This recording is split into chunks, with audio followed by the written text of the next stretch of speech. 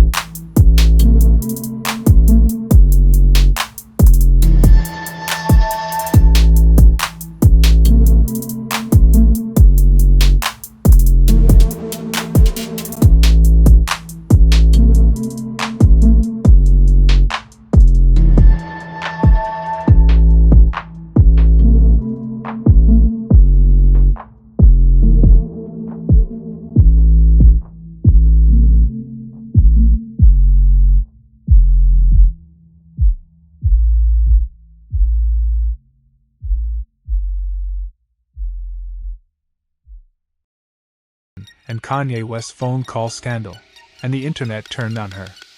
The hashtag Taylor Swift is over trended worldwide. For a while, she disappeared. No posts. No interviews. Just silence. But silence was never her ending. It was her transformation. In 2017, she returned with Reputation, dark, bold, and unapologetic.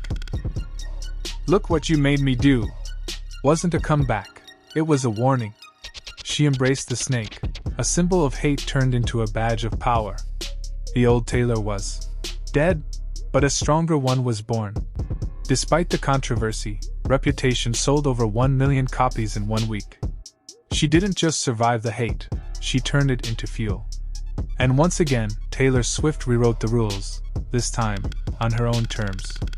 In 2019, Taylor turned a new page with Lover bright, romantic, and full of pastel dreams. After the darkness of Reputation, Lover felt like morning after a storm. The title track was soft and heartfelt, but the album also tackled big topics: politics, identity, and healing. Songs like You Need to Calm Down and The Man showed Taylor's growing voice for justice. But behind the colors was a personal battle. Her masters were sold without her approval.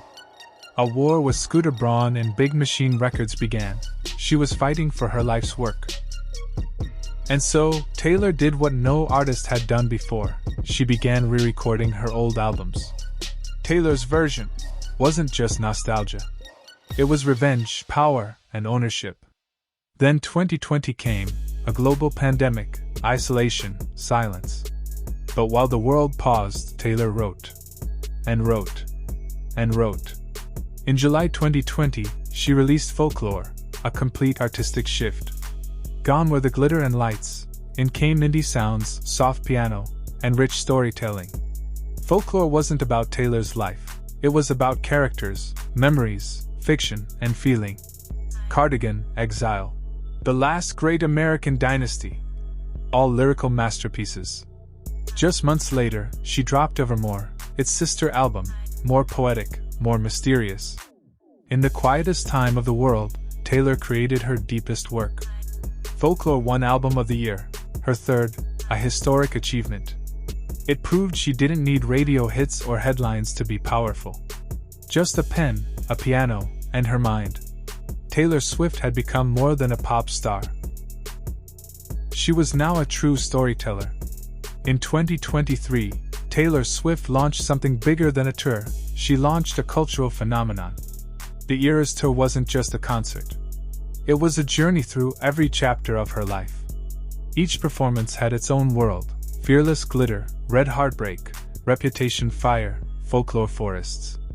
Tickets sold out in seconds. Entire cities lit up with Swifties and friendship bracelets. It became the highest-grossing tour by a female artist in history. Fans cried, danced, and sang like it was therapy. Taylor wasn't just revisiting her past, she was owning it, rewriting it live on stage. And while performing, she was also re-recording her albums: Fearless, Taylor's version, Red, Speak Now, and more. She was proving something powerful. Your art belongs to you, no matter who tries to take it. At every stop, Taylor gave something extra: surprise songs, emotional speeches, and raw connection. The Eras Tour wasn't just a show, it was history in motion. Millions tuned in online. Billions of views. Swifties everywhere. Even people who weren't fans before couldn't ignore her anymore. In her mid-30s, Taylor was at her absolute peak: artist, icon, legend. She was Time magazine's Person of the Year. Again. Her storytelling had evolved, her voice matured, but her heart remained the same. Every lyric, every chord, every step, it was all hers. She wasn't just dominating music. She was shaping culture. From a small-town girl to a global symbol of power, pain, and poetry. Taylor Swift didn't just live through eras, she became one. Taylor Swift didn't just write songs. She rewrote the rules for women in music. From rejected demos to rewriting pop culture, Taylor's journey reminds us, your story is yours to write, one fearless lyric at a time.